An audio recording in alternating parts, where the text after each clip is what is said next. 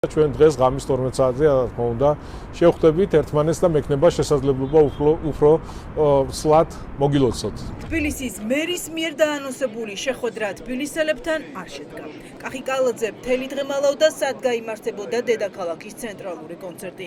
ღამის 12 საათზე კონცერტის ჩვენება სამთავრობო არხებმა დაიწყეს. გამოჩნდა მერიც საახალწლო მიმოცვით. თუმცა რამდენიმე წუთში პირველებმა დააფიქსირა, რომ ეს იმიტირებული ზეიმი იყო. გაირკვა, რომ ხალხის პროტესტის შეშინებულმა ხელისუფლებამ კონცერტი რამდენიმე დღით ადრე წინასწარ ჩუმად ჩაწერა, სადაც არც ხალხი იყო და არც წინასწარ მიყვანილი პარტიული გულშემატკივარი.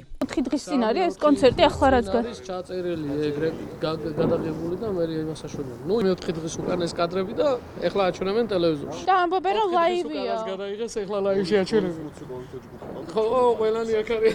გორიდანაც ყავდათ? გორიდან იყო ჩამოსული. 20 კოვიდით. ცერემონიების სასახლის დაცვის თანამშრომელი გვიდასტურებს, რომ ახალი წლის ღამეს აქ არანაირი ღონისძიება არ გამართულა.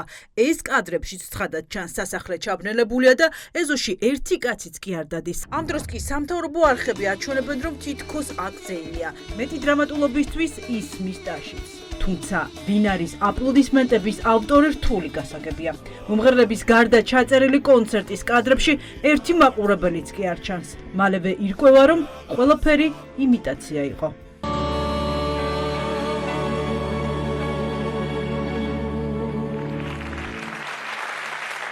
მერის ღონისძიება, რომელიც 85 წუთამდე გაგრძელდა, ზუსტად 23 საათსა და 59 წუთზე დაიწყო. სამთავრობო მედია უჩვენებდა, რომ რუსთაველის გამზირზე მიმდინარე აქციის პარალელურად საზეიმო ღონისძიება იმართებოდა. პირველების ჯგუფი ინფორმაციის გადასამოწმებლად სააკაშვილის რეზიდენციაში ზუსტად 12 საათსა და 35 წუთზე მივიდა. ადგილზე გვიდასტურებენ, რომ საახალწლო ღონისძიება ახალ წლამდე რამდენიმე დღით ადრე ჩაიწერა. არაფერი არ არის. მაგას დანამდვილებით გიტყვით, რომ მაგ ეხლა არაფერი არ დადის. 3-4 დღის წინ ჩაწერესო, აქ ესე გითხრეს და. სამარცხვინო სასაცილო და სატირალი ასეთია იმ ადამიანების შეფასება, რომლებმაც რუსულ რეჟიმს ღონისძიებაში მონაწილეობაზე უარი უთხრეს და სანაცვლოდ რუსთაველზე ხალხის გულწრფელ პროტესტს და მოთხოვნას შეუერთდნენ. წერილ კონცერტს ლაივს რომ აწერ და ჩაბნელებული სასახლე არის ამ დროს და კაცი ჭაჭანება არ არის, ეს სამარცხვინო. ვერც წარმოვიდგენდი, რომ ასეთი რამის დაშვება და გაკეთება შეიძლება. ცირკის გაგრძელება, მეტი არაფერი. ჩვენ ვნახეთ ზებრა და პინგვინი, როცა იყო არალეგიტიმური მთავრობის და არალეგიტიმური პარლამენტის გახსნა, ისევე ზებრა და პინგვინი ხო ვნახეთ, როცა იყო არალეგიტიმური პრეზიდენტის დასახელება და მე არჩევა და რას ველოდებით ასეთი ადამიანების მიერ.